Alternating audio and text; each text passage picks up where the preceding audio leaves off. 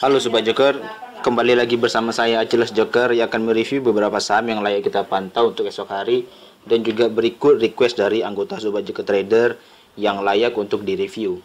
Sebelumnya jika teman-teman tertarik dengan ulasan saham yang saya lakukan, bisa like, komen, dan subscribe channel YouTube ini, atau juga bisa bergabung di grup Telegram dan lini masa Stockbit yang linknya saya sudah sediakan di deskripsi video ini.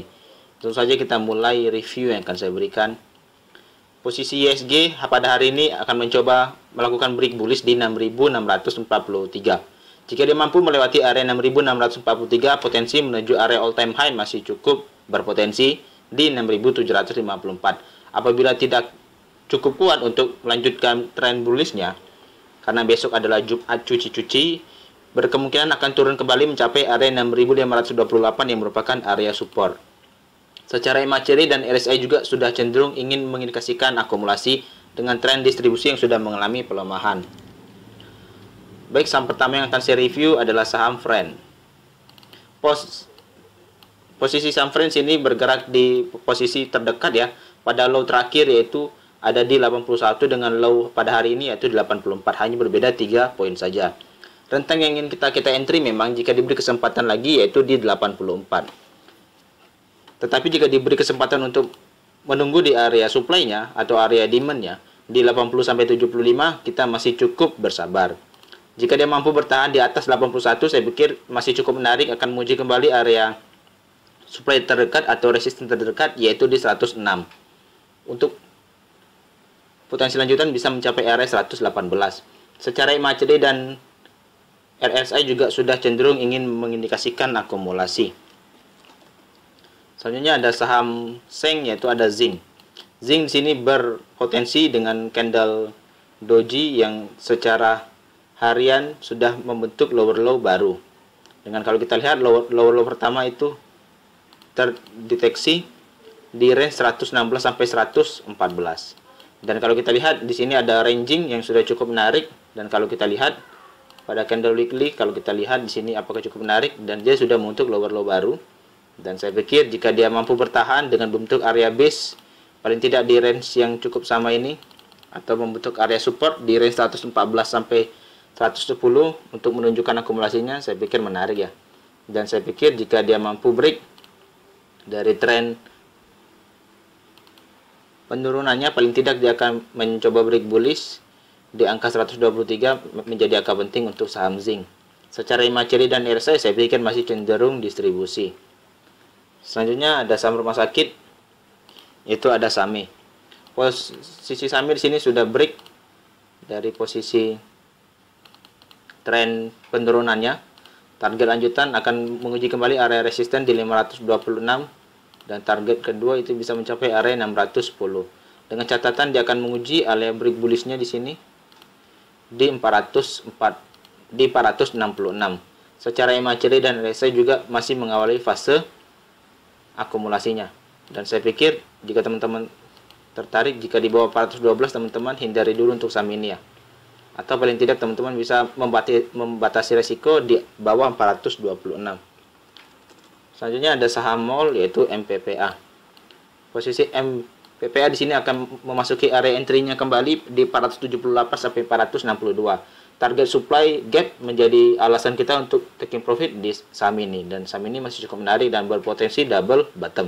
Tetapi jika dia mampu melewati area 462, maka target lanjutan saya pikir paling tidak dia akan menuju area resisten become supportnya di 284. Tapi semoga saja menjadi angka bagus di 462 sebagai batasan support untuk saham MPPA. Secara MACD dan RSI masih mengawali fase akumulasi.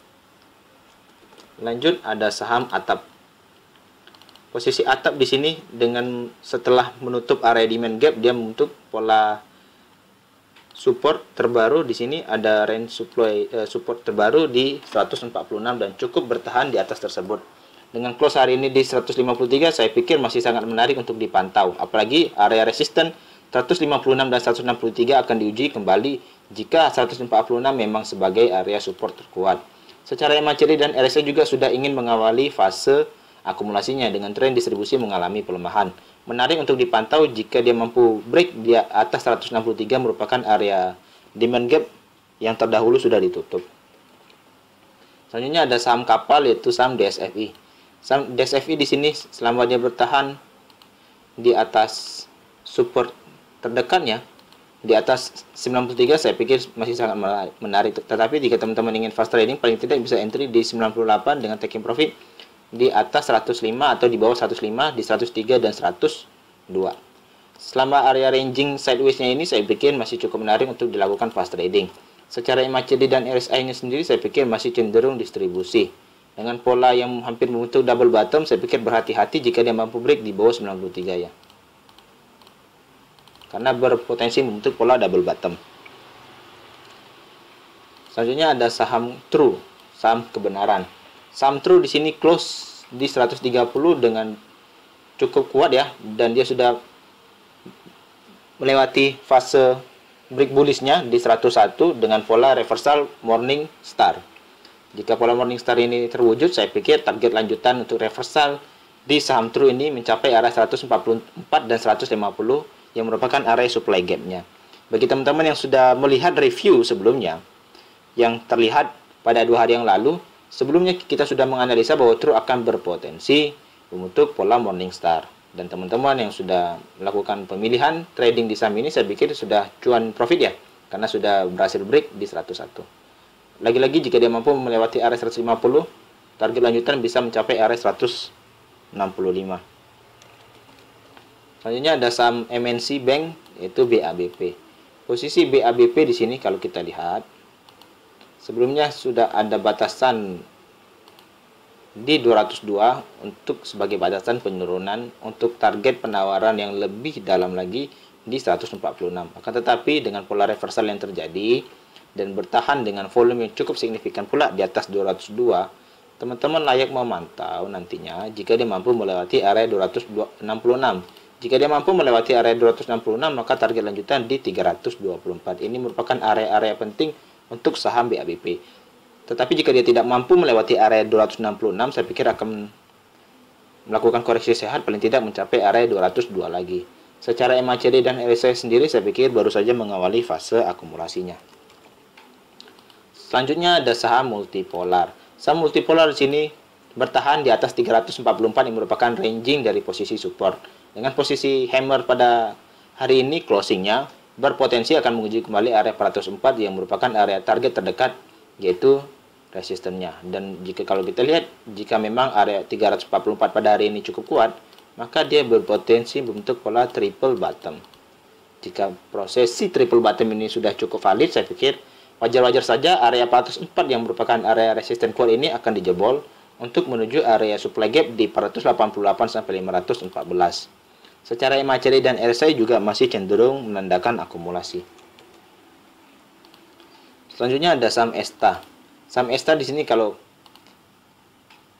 kita lihat bersama, dia resisten become support di 202 dengan target terdekat paling tidak teman-teman harap memantau di ada supply gap di 245, dan ini menjadi catatan jika terjadi sell off trend yang cukup kuat di area tersebut. Secara MACD dan RSI juga masih mengawali fase akumulasinya dengan tren distribusi mengalami pengurangan. Menarik dipantau jika dia mampu melewati area 245 yang merupakan supply gap, maka target lanjutan bisa mencapai area 297 atau juga 300. Lanjut ada saham MSIN. MSIN di sini kalau kita lihat sebelumnya dia membentuk pola pattern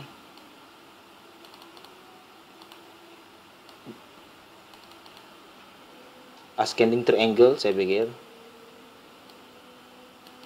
dengan pola break yang cukup sangat signifikan, dengan target kalau kita lihat dengan lebar patternnya sudah tercapai harusnya ya, dan posisi sekarang itu sudah beggar.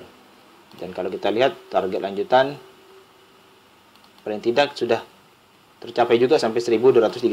Jadi saya pikir harap dipantau saja untuk saham MNC ini. Dan kalau kita lihat pada candle weekly, apakah dia membentuk higher high baru, dan dia sudah break all time high barunya ya. All time high baru terakhir yaitu di 685. Dan posisi sekarang sudah membentuk all time high baru. Jadi saya pikir sky is the limit, karena langit itu tidak ada batasnya, maka kita tunggu saja sampai mana batas risiko penurunan. Tetapi dari MACD dan RSI masih mengindikasikan akumulasi cukup kuat, dengan catatan tren harga kenaikan di MSIN ini sudah menandakan di over book atau jenuh beli. Berhati-hati jika ada cenderungan koreksi. Paling tidak teman-teman bisa menunggu di area ini, di area 680 sampai 650 untuk pertanda. Lakukan buy on weakness di resistance become support. Lalu ada saham BHIT. Posisi BHIT di sini sudah mantul di area support terkuatnya di 54 sampai 50, karena di sini ada area sideways cukup kuat di bulan Mei lalu. Maka akan diuji kembali area 73 sampai 68 yang merupakan area supply-nya. Jika dia mampu melewati area supply-nya, maka target terdekat resisten cukup kuat juga di 79 menjadi risiko tertinggi dilakukannya sell on trend di area tersebut. Tetapi jika area 79 ini cukup kuat diuji dan jebol, maka potensi lanjutan bisa mencapai area 96 ya. Secara MACD dan RSI juga masih cenderung menandakan akumulasi. Selanjutnya ada saham KPIG. Saham MNC itu memiliki habit jika salah satu induk atau salah satu emitennya bergerak cukup signifikan, maka trennya akan mengikuti. Dan kalau kita lihat KPIG juga sudah melewati tren fase downtrendnya dan akan menguji area break bullish paling tidak ada di 103. Jika dia mampu melewati area break bullish di 103, akan menguji kembali area resisten pertamanya di 119. Jika area 119 mampu dijebol, maka tren lanjutan paling tidak bisa mencapai area 140. Secara MACD dan RSI juga masih baru saja mengawali fase akumulasinya. Menarik KPIG jika mampu bergerak di atas 103. Selanjutnya ada saham kayu, itu SWAT. SWAT di sini rebound dari posisi koreksi sehatnya di 169 yang merupakan area resisten become support. Jika dia mampu bertahan di angka 169, maka potensi lanjutan untuk menguji area resisten kembali yaitu di 219. Secara MACD dan RSI juga masih cenderung menandakan akumulasi. Saya pikir masih menarik untuk saham SWOT jika bertahan di atas 169. Selanjutnya ada saham HKMU. Posisi HKMU di sini sudah cenderung terkoreksi cukup kuat dan sudah balik di area yang sama di area 60. Di sini ada area kuat bisa kita jadikan area support dan close hari ini juga di saham HKMU yaitu di 59. Tetapi jika target 59 sampai 60 ini sudah cukup kuat dengan volume transaksi yang sangat signifikan juga. Seharusnya angka 60 ini akan membantu perlawanan pullback atau tekanan reversal untuk kenaikan menjadi bullish kembali untuk HKMU terrealisasikan. Jadi saya pikir teman-teman bisa memperhatikan entry nanti di 60. Paling tidak teman-teman bisa taking profit di 73 untuk ranging terdekat, atau juga jika memang volumenya sama seperti minggu lalu, maka potensi menuju area 90 dan 98 itu cukup kuat.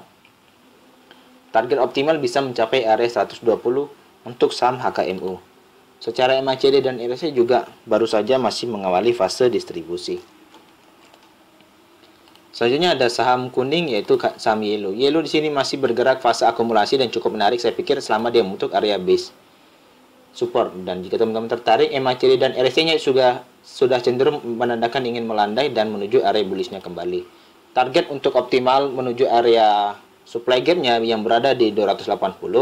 Teman-teman bisa melihat area break bullishnya di 186 dan menarik untuk dipantau untuk saham Yellow jika mampu break di atas 166.